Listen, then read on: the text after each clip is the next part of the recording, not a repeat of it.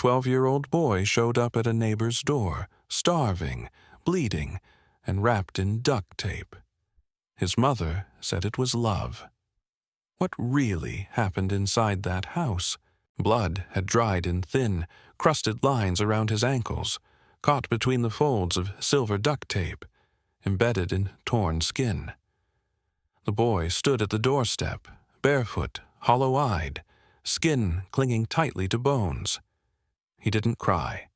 He didn't tremble. He simply asked, quietly, as if reciting something memorized, if someone could take him to the police. His voice didn't break. It was too late for that. What he carried had already broken everything else. When the door opened, the neighbor didn't fully register what he was looking at. Not right away.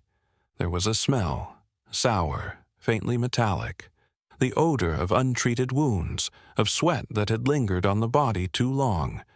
The boy's hair was matted. His lips were dry, cracked.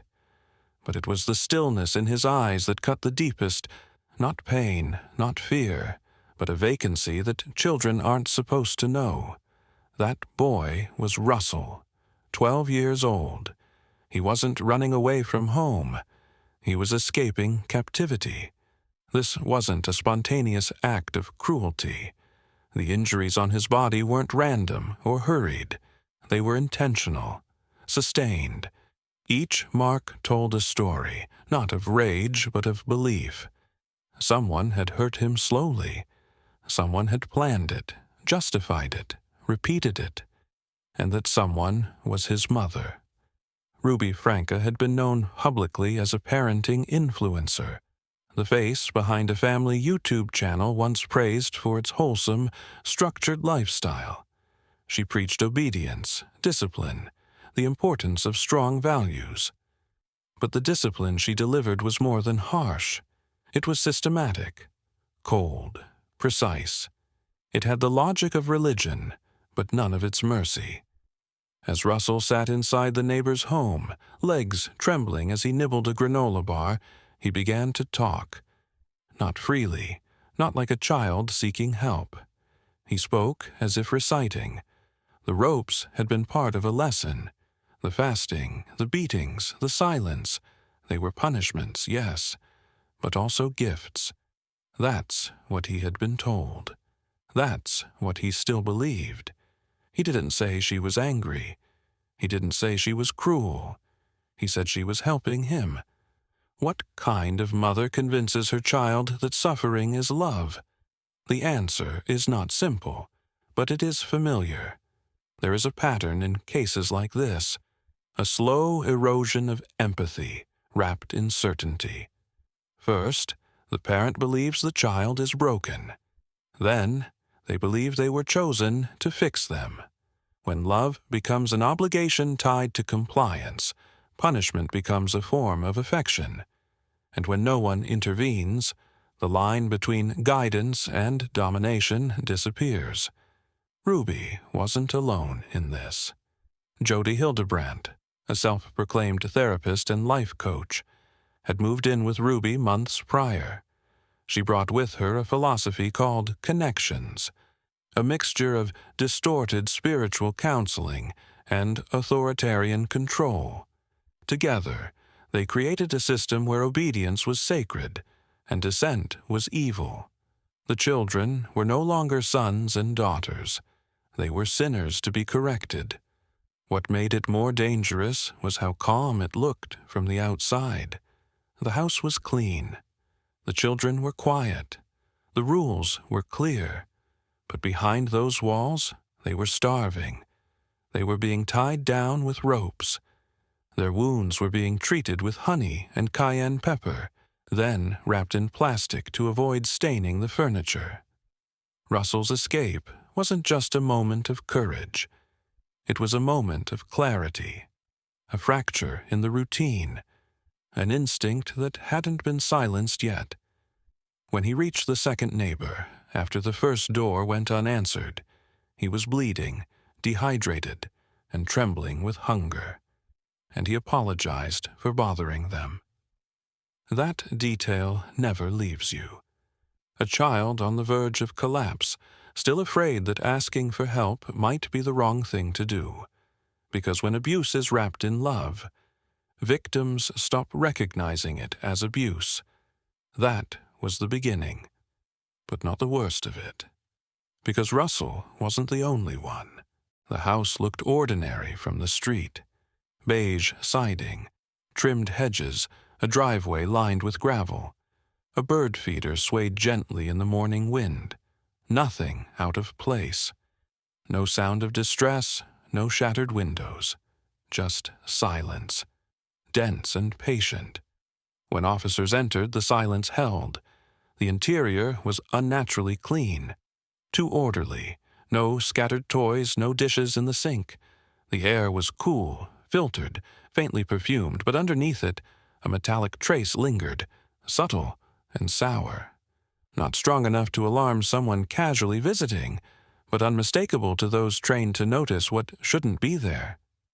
They moved slowly through the halls, each footstep softened against polished floors. Bedrooms were empty, beds tightly made.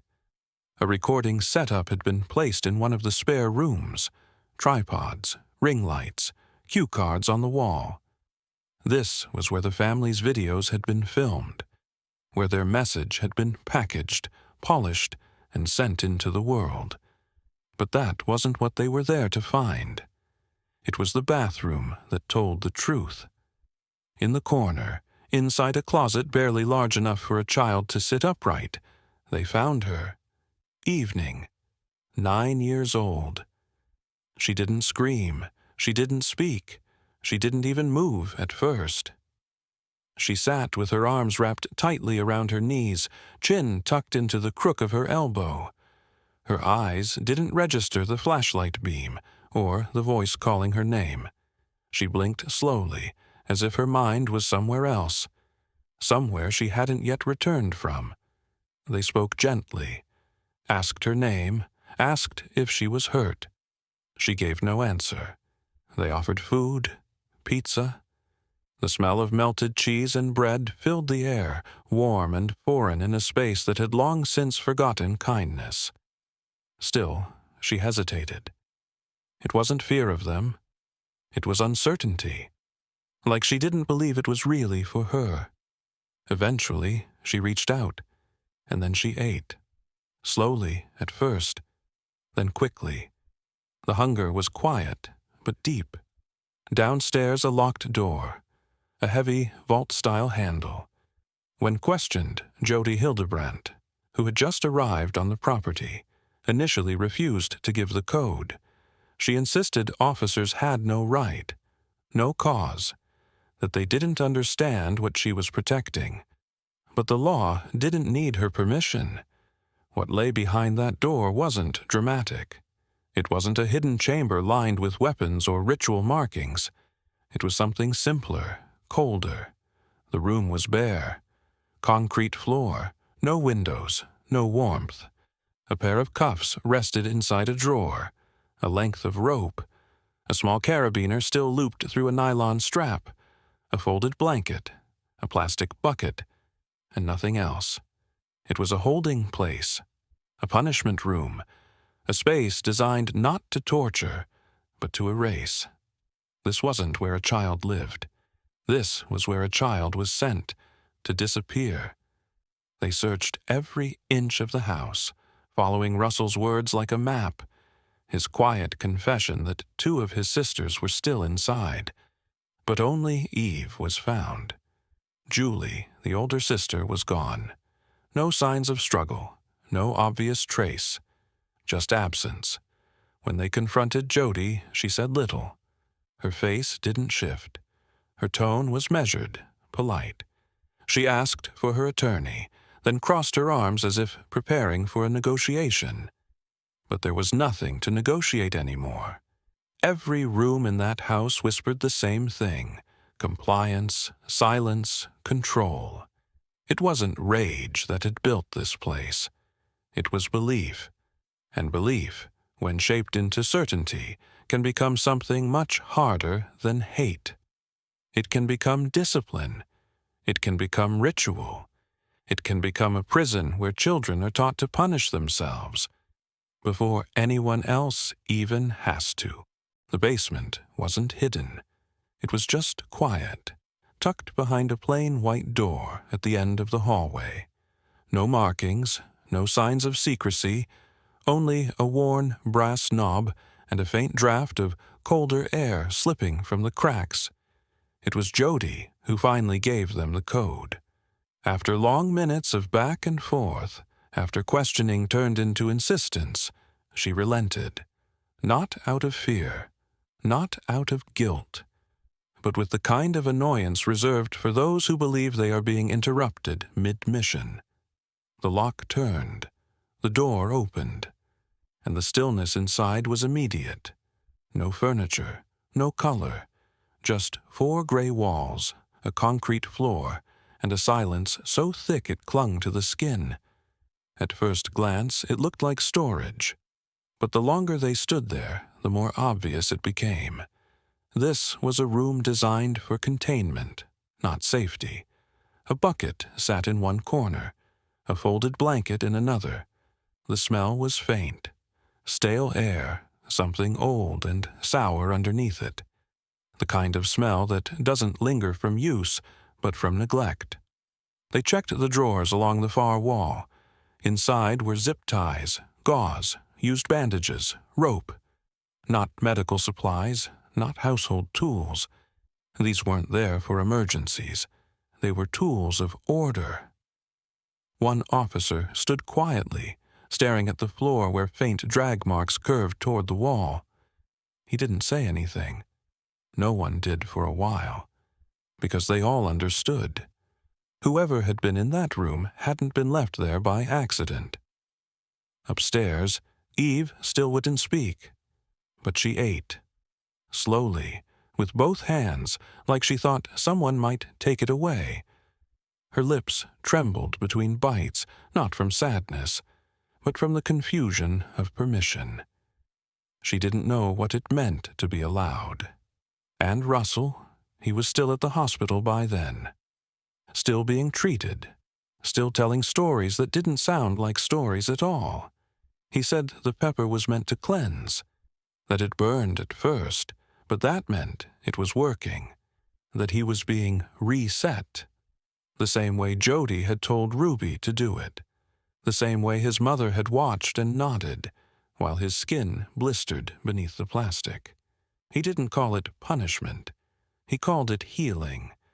That's the part that stays. Not just what they did to him, but how deeply he believed it had to be done, because that's the consequence of ritualized abuse. When violence is dressed in conviction, when a child is told again and again that obedience is love, and love requires suffering, they begin to accept pain as part of themselves, not as something done to them, but as something they deserve. Later, when the officers reviewed Ruby's journals, they found the words written plainly, without hesitation. She documented Russell's behavior in detail. How he resisted spiritual order. How Eve would cry in her closet for hours and try to manipulate with tears. She called them disobedient, dishonest, infected.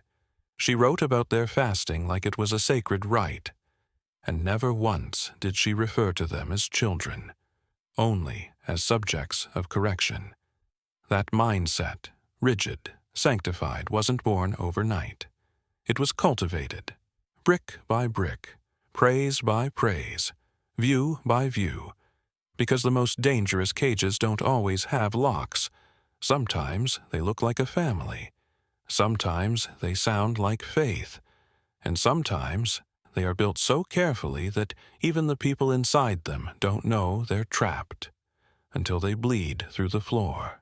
They found the others days later. Julie and Abby had been moved out of the house weeks before Russell escaped.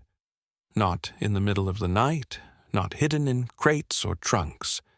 It had been careful, clean, arranged. A friend of Ruby's had taken them in, Pam. She lived more than 20 miles away, in a modest home just outside the main stretch of town. When the officers arrived, she didn't protest. She opened the door and answered every question as if she'd been expecting them. There was no panic, no resistance.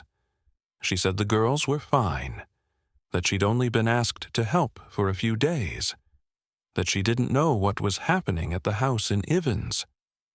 Julie was sitting on the couch when they entered, legs tucked beneath her. A book was open on her lap, but her eyes weren't reading. She looked up when they spoke, her expression unreadable, somewhere between calm and calculation. Abby stood nearby, taller, older, her arms folded, her mouth drawn tight. Neither of them asked why the police were there. Neither of them cried. When asked if they wanted to leave, Julie looked at her sister first. Then she nodded, once. It was enough. Later, when the girls were interviewed separately, their accounts were similar, structured, rehearsed almost. They remembered the fasts, the rooms, the rules. They remembered Russell being tied up. They remembered Eve screaming through the night. But they didn't describe it with anger or confusion. They spoke like people repeating doctrine, statements of fact, not feeling. That's what long-term control does. It doesn't just teach children what to say. It teaches them how to feel, and then how not to. It numbs everything else. The authorities collected what they could: statements, timelines, physical evidence. But it was the journals that filled in the blanks. Ruby had written constantly, sometimes several pages a day. She wrote about God's will, about children as vessels of temptation. She wrote that Russell was trying to destroy their family from the inside, that Eve had invited Satan into her soul. She described her punishments not with shame, but with precision, documenting which methods worked, which ones didn't, when the fasting brought clarity, when the confinement produced remorse, when the child began to see. That word appeared again and again, see, as if pain was a kind of revelation, as if bruises were proof of awakening. They planned to move to Arizona. The land had already been scouted, remote, dry, far from oversight, far from schools, social workers, neighbors. Jodi called it sacred ground. She believed the children needed more time alone, more silence, a place where the world wouldn't interrupt the work they were doing.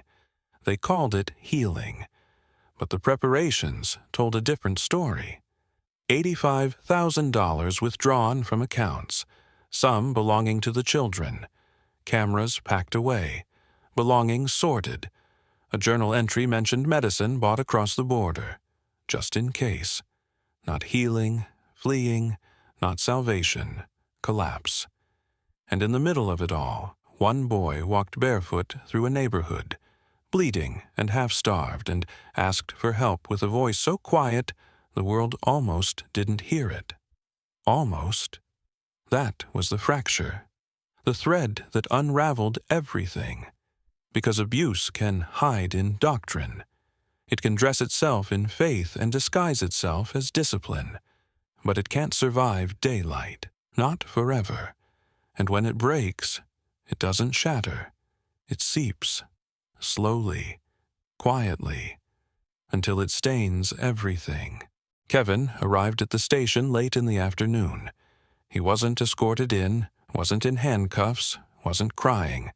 He looked tired, not frantic, not broken, just worn down. His clothes were neat but not pressed, his eyes dim. He said he'd come to pick up his kids. At that point, he didn't know everything. He was led to a small room, offered a seat, a bottle of water. There was no need for confrontation. What they had to tell him would speak for itself. The officer began slowly. A boy had shown up at a neighbor's home, hungry, bleeding, duct tape on his wrists and ankles, rope burns underneath, severe malnourishment. The child said his name was Russell, said his mother had done this to him, said a woman named Jodi helped. Kevin didn't speak at first. Then he nodded. Once. His eyes flickered, then settled on the table in front of him. He said he hadn't seen the kids in over a year. Said Ruby had asked him to leave, and he did. Said he thought they were safe. He was calm, almost too calm. Not defensive, just unsure. As if everything was real but not yet fully understood. He confirmed the names. 6 children. Ruby was their mother. Jodi was someone she worked with. They asked what he knew about connections. He hesitated, said it was a program, spiritual, based on values, accountability, truth. He'd watch their videos, listen to the podcast. He said he trusted Ruby, trusted that she was doing what was best for the children, trusted Jodi, too, for a time. He didn't say it with conviction. He said it like someone repeating something they'd told themselves again and again, until the words lost their meaning. He was told about the journals, the fasting, the confinement, the bruises, and he started to break. Not all at once, just small shifts. A breath caught in his throat. A slow, shaking hand pressed to his temple. He asked if Russell was okay. If Eve was eating. He didn't ask about Ruby. Not yet. When they asked if he condoned what had happened, he said no. Quietly, without hesitation. But with shame buried under the syllables. He was shown photographs, images of wounds, of rope marks, of the room where Eve had been found. He looked at them, looked long, didn't turn away, didn't cry. Just whispered, "I didn't know." That phrase, it echoed, because it wasn't just him. No one knew. Or maybe they did in pieces. A comment dismissed. A video that felt wrong. A child looking thinner than usual. A tone too sharp. A punishment too public. But nothing solid. Nothing loud enough to pierce the veil of curated perfection. And that's how it happens. When cruelty wears the face of conviction, when suffering is sold as structure, people hesitate to call it what it is, even the ones living inside it, especially them. Kevin said Ruby had changed, that after Jodi came into their lives, everything grew colder, more rigid. There were rules about what he could say, where he could go, when he could visit. Eventually, those visits stopped altogether. He didn't push. He said he was trying to respect her boundaries, trying to be the husband she needed. But respect, when twisted, can look a lot like neglect. By the end of the conversation, he looked older, not in the lines on his face, but in his posture, in the way he leaned forward, head low, voice flat. He said, "I just want them back." The officer didn't answer, because in some ways, those children might never come back. Not fully. Not from this.